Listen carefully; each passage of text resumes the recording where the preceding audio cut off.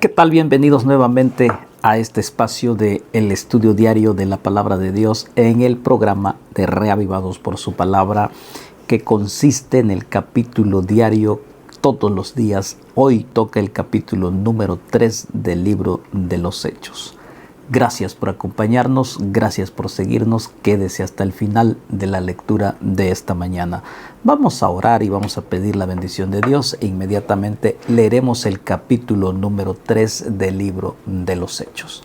Padre nuestro que estás en el cielo, gracias por la vida que nos das y el privilegio de abrir tu palabra, comenzar a estudiar en este día y también aprender algo de lo que tú quieres enseñarnos. En el nombre de Jesús, amén. Muy bien, si usted tiene su Biblia, acompáñeme a la lectura. Hay lecciones sencillas y muy prácticas que necesitamos escuchar y también necesitamos aplicarlo a nuestra vida. Dice el capítulo número 3, Pedro y Juan subían juntos al templo a la hora 90, la de la oración. Era un momento muy especial para ellos, ir a la oración. Y era un horario donde la mayoría iba y tenían momentos de oración. Entonces ellos iban con la intención de ir a orar. Subían juntos a Jerusalén, al templo. Y dice ahí el texto, y era traído un hombre cojo de nacimiento, a quien ponían cada día a la puerta del templo que se llama La Hermosa, para que pidiese limosna de los que entraban en el templo. Esta puerta era muy particular. Le llamaban La Hermosa porque era una puerta muy especial, hecho con partes de oro y otros metales muy preciosos. Así que esta puerta distinguía al templo y en ese lado entraban los que adoraban y ahí pusieron a este hombre para que le diesen o pidiese unas cuantas monedas, unas cuantas piezas de plata o monedas que ellos entraban los que y podían ellos darle una limosna, porque él estaba cojo, no podía trabajar, él se encontraba en una condición muy desfavorable y entonces la palabra de Dios dice que ahí lo llevaron, tuvieron que llevarlo porque él no podía caminar, así que había alguna forma de poder llevarlo al templo La Hermosa. Y qué interesante, ahí a la puerta de ese templo llamada La Hermosa.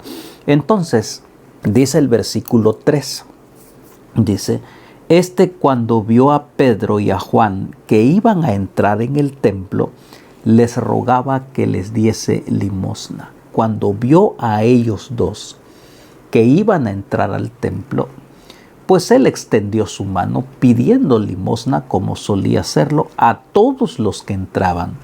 Entonces, versículo 4 dice, Pedro con Juan, fijando en él los ojos, le dijo, míranos. Esta expresión o esta palabra dice, míranos.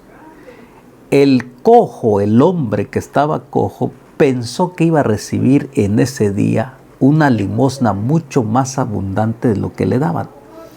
Porque al decir míranos, quiere decir que habían encontrado o les había llamado la atención o se habían fijado en él. La palabra de Dios dice míranos. Dice el versículo 5, entonces él les estuvo atento esperando recibir de ellos algo. Si él está diciendo míranos, pues entonces tiene que darle algo y probablemente una buena cantidad de dinero. Pero dice el versículo 6, mas Pedro dijo, no tengo plata ni oro, pero lo que tengo te doy. Qué decepción en esta primera frase cuando Pedro les dice, míranos. Y después le dice, no tengo plata, no tengo oro. Y en ese momento tal vez la mente de aquel hombre empezó a divagar, a dudar. Sin embargo, dice, pero lo que tengo te doy. ¿Y qué tenía Pedro? Mire lo que dice, en el nombre de Jesús de Nazaret, levántate y anda. Pedro tenía mucho más que una moneda de oro. más que montones de plata. Pedro tenía esa seguridad de que Cristo Jesús de Nazaret tenía el poder de levantarlo allí. Esa confianza, esa seguridad, exaltando el nombre de Jesús, le dice: en el nombre de Jesucristo. Hay poder en el nombre de Jesús, estimado hermano. Hay poder en ese nombre que tenemos que invocar con seguridad, con paz y con toda confianza. En el nombre poderoso de Jesús de Nazaret, levántate y anda. Qué interesante. Un cardenal le decía a otro: tenemos suficiente, ahora no podemos decir que no tenemos oro y plata, porque tenemos suficiente. Y el otro le contestó: es cierto, tenemos mucho oro, pero lo que no tenemos es lo que Jesús, no podemos decir lo que Pedro dijo: en el nombre de Jesús de Nazaret, levántate y anda. Qué interesante lección. Solo el poder de Cristo Jesús puede levantarnos, y no se necesita oro, no necesita plata. Jesús tiene mucho más, mejor que el oro y la plata. Y queda demostrado aquí esa confianza. Y dice, y versículo 7 dice: y tomándole por la mano derecha lo levantó, y al momento se le afirmaron los pies y los tobillos. Pedro le extendió la mano, tomó con su mano derecha. Usted sabe que la mano derecha en la palabra de Dios simboliza autoridad. Y entonces, con toda autoridad de la mano derecha, yo te sostengo con mi mano, con mi diestra, dice el Señor. Simboliza autoridad, seguridad, confianza. Y dice entonces dice: él se levantó y se afirmaron sus pies y sus tobillos, y saltando se puso en pie y anduvo y entró con ellos en el templo, andando y saltando y alabando a Dios. ¿Cuál fue el resultado? El resultado, un milagro. Y en son de agradecimiento, este hombre entró también al templo, alabando, glorificando el nombre de Dios. No se quedó allí. Él lo demostró con sus hechos de agradecimiento al Señor, dice el texto, y todo el pueblo lo vio andar y alabar a Dios. Fue un testimonio público de lo que el nombre de Jesús pudo hacer en esa ocasión. Y entonces dice, la palabra de Dios menciona el versículo 11: y teniendo asidos a Pedro y a Juan el cojo que había sido sanado, todo el pueblo atónito concurrió al pórtico que se llama de Salomón. Y entonces, viendo esto, Pedro respondió al pueblo: varones israelitas, ¿por qué os maravilláis de esto? ¿O por qué ponéis los ojos en nosotros como si por nuestro poder o piedad hubiésemos hecho andar a este? Inmediatamente Pedro, en lugar de ponerse muy orgulloso diciendo: ahora tenemos poder, exalta el nombre del Señor. Él desaparece diciendo: no nos miren a nosotros. Es Cristo el que tiene el poder. O sea, ¿por qué se sorprenden? Si Jesús, el que resucitó a los muertos, que sanó leprosos, que dio vista a los ciegos, es el mismo que sigue haciendo hasta el día de hoy. Es una afirmación de confianza y de humildad. Pedro se levanta. Pedro exalta el nombre de Jesús. No es por mis méritos, no es que en nosotros haya poder, sino solamente en el nombre de Cristo. Y es aquí donde nosotros debemos de darle solamente la gloria a Cristo. No por nuestros logros, por nuestras metas, sino por la gracia poderosa de Cristo. Pedro es lo que nos enseña ahora. Y entonces comienza a decir él y a llamar la atención y a predicar y anunciar. Él no está perdiendo el tiempo. Él comienza entonces a exaltar y levantar en alto a Cristo. Mire lo que dice. El Dios de Abraham, de Isaac y de Jacob, el Dios de nuestros padres ha glorificado a su Hijo Jesús, a quien vosotros entregasteis y negasteis delante de Pilato cuando éste había resuelto ponerlo en libertad. Los confronta, les dice la verdad, que lo que ellos habían hecho hacía unos meses atrás, que habían crucificado a Jesucristo. Y entonces dice: mas vosotros negasteis al santo y al justo, y pedisteis que se os diese un homicida. Pedro no le tiembla los labios, Pedro no le tiembla la boca para exaltar, engrandecer el nombre de Cristo Jesús. Qué maravilloso testimonio de testificación. Esa era la oportunidad para recordarles, para testificar ante este milagro asombroso. Dios había hecho ese milagro. El nombre de Cristo había sido glorificado. Y dice, versículo 15, dice: matasteis al autor de la vida, a quien Dios ha resucitado de los muertos, de la cual nosotros somos testigos. Ustedes lo mataron, pero somos testigos de que Él resucitó, y con poder. Y entonces dice: y por la fe en su nombre, a este que vosotros veis y conocéis, le ha confirmado su nombre, y la fe que es por él ha dado a este para completa sanidad en presencia de todos vosotros. Es Cristo el que sigue dando su misericordia y haciendo milagros. Es en el nombre de Cristo. Y entonces, más ahora, hermanos, sé que por ignorancia lo habéis hecho, como también vuestros gobernantes. Pedro le dice: a lo mejor ustedes por ignorantes, porque cerraron su mente y su corazón al hermoso evangelio. Pero nuevamente se les da una oportunidad, una luz de esperanza.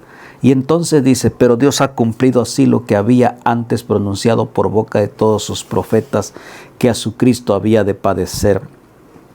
Y el apóstol Pedro les dice, les presenta la verdad y les presenta el resultado de lo que ellos hicieron, de cómo Cristo salió vencedor.